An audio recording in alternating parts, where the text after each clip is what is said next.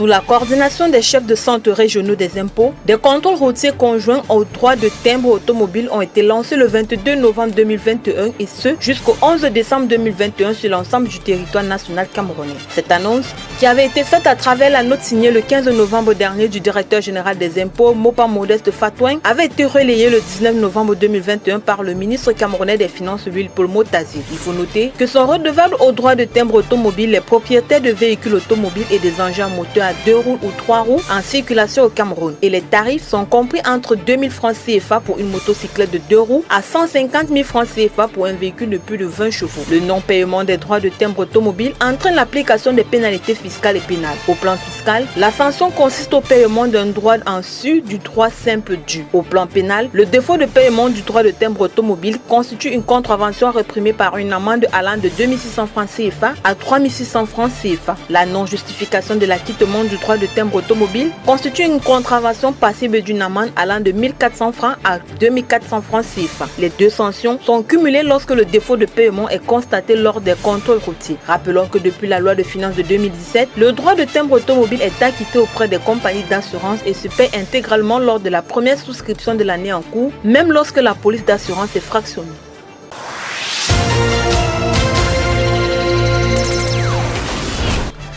Du 10 décembre 2021 au 15 février 2022, les autorités administratives camerounaises n'auront droit ni au congé, encore moins aux permissions, sauf dérogation spéciale et express du ministre camerounais de l'administration territoriale. Telle était la quintessence du message porté adressé le 17 novembre dernier au gouverneur des 10 régions du Cameroun par Paul Atangandji, ministre camerounais de l'administration territoriale. Il faut dire que bien que les raisons de cette décision n'aient pas été évoquées par le membre du gouvernement, ce dernier a par ailleurs invité les gouverneurs des 10 régions du Cameroun à veiller à l'application stricte de cette mesure.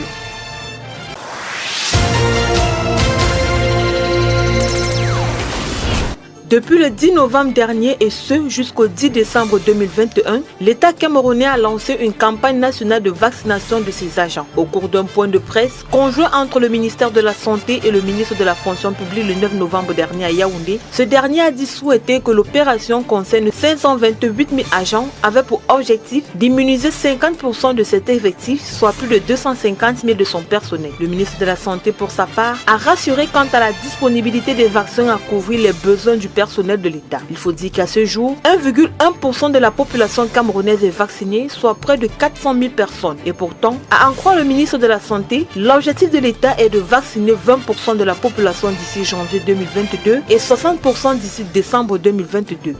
Un pari difficile à relever.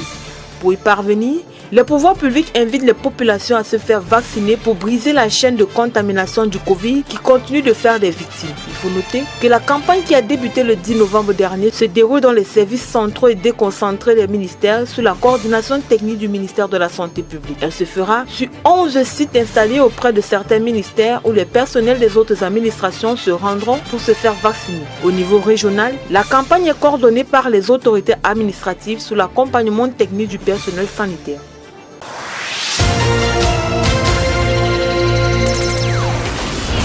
Plus d'1 milliard de francs CFA, c'est le montant des accords signés le 20 novembre dernier entre le secrétaire d'État américain Anthony Blinken et le chef ministre sénégalais de l'économie. Le Sénégal étant réputé pour sa stabilité, ce financement s'apparente alors à une prime de la démocratie. Le chef de la diplomatie américaine qui bouclait à Dakar sa mini-tournée en Afrique a déclaré que le projet représente un investissement des États-Unis dans les infrastructures essentielles. Je pense que les effets se feront sentir dans tout le pays, dans tout le Sénégal, a-t-il noté. En effet, l'amélioration des infrastructures permet de créer des emplois, d'augmenter le nombre de personnes et de connexions dans la ville, d'améliorer la sécurité publique et de renforcer la résistance au changement climatique. Le ministre sénégalais de l'économie Amadou Hott, qui n'a pas caché l'intérêt de son pays à travailler avec les États-Unis, a souligné que le Sénégal est prêt à mettre en place une task force pour s'assurer que les instruments utilisés, que les projets également financés auront l'impact attendu en Afrique.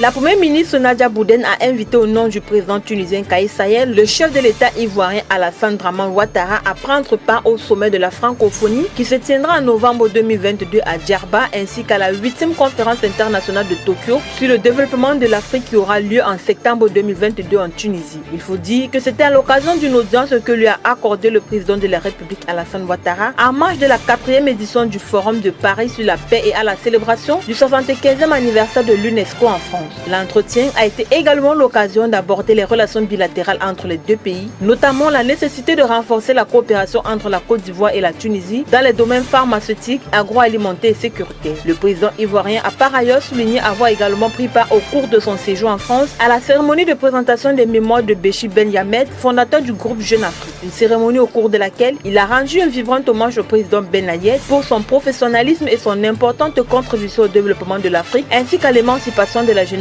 africaine et au renforcement de la démocratie. Pour terminer, le président de la République a présenté ses condoléances aux journalistes et au monde des médias suite au décès de Stanislas Daïchimier, journaliste à Radio France Internationale qui a été correspondant permanent de cette radio en Côte d'Ivoire durant de nombreuses années. Il a dit garder du défunt le souvenir d'un grand professionnel.